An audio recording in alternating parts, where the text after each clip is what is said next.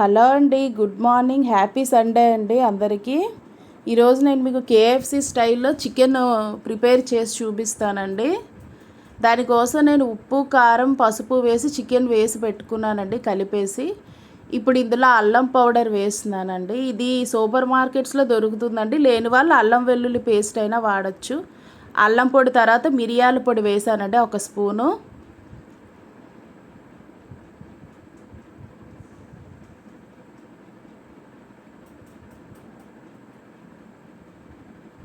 ఇది నల్ల మిరియాల పొడి అండి. ఇది 1 స్పూన్ కంప్లీట్గా వేసుకోవాలి. నెక్స్ట్ సోయా సాస్ అండి, ఇది 1 స్పూన్ వేసుకోవాలి. నేను తీసుకున్నది 1/2 కేజీ పైనే ఉంటుందండి చికెన్. నాకు తెలిసి 3/4 కేజీ దగ్గర ఉంటుందండి చికెన్ అనేది. ఫుల్ స్పూన్ వేసుకోవాలండి. నాకు సరిపోలేనట్టు అనిపిస్తే నేను మళ్ళీ యాడ్ చేశాను. అలానే ఒక 2 లెమన్స్ అండి, 2 నిమ్మకాయల రసం వేయాలి అందులో.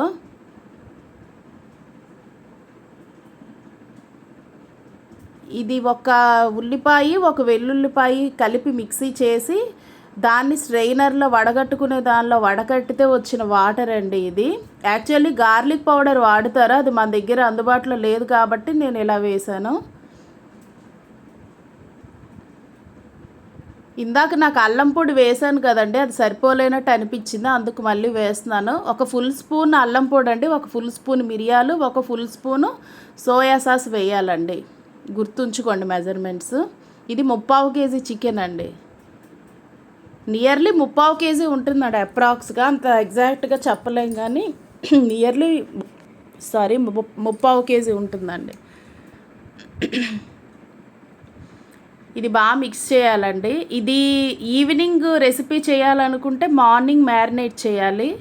లేదు మార్నింగ్కే చేసుకుందామంటే ముందు రోజు నైటే చికెన్ తెచ్చుకొని మనం ఈ స్పైసెస్ అన్నీ వేసేసి మ్యారినేషన్ చేసి పెట్టుకోవాలండి ఫ్రిడ్జ్లో. అప్పుడే పీస్ మనకు టెండర్గా అవుతుంది లోపల.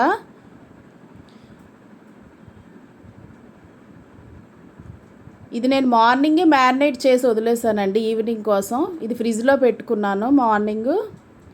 ఇప్పుడు దాన్ని బయటికి తీసేసి ఆ పీసెస్ని బయటికి తీసేసి దానికి కావాల్సిన డస్టింగ్కి రెడీ చేసుకోవాలండి. 2 కప్స్ మైదాకి 1 కప్ కార్న్ఫ్లోర్ అండి.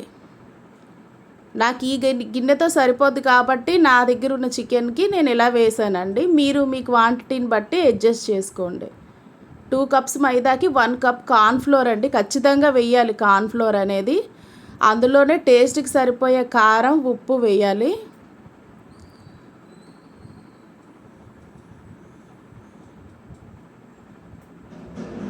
అలానే అల్లం పొడి వేయాలండి.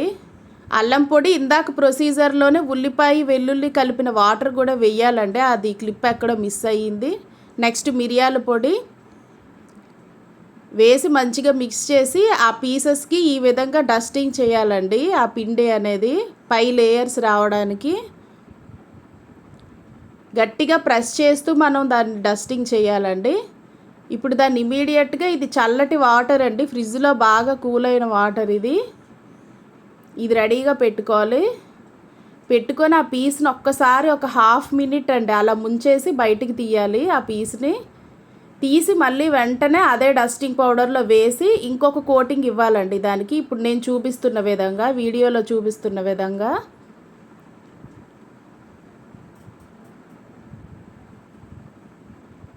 ఇలా నేను 2 రెడీ చేసుకున్నానండి ఫస్ట్ ఫ్రై చేయడానికి.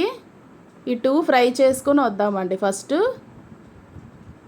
దీనికోసం పెనంలో ఆయిల్ పెట్టుకోవాలండి స్టవ్ మీద.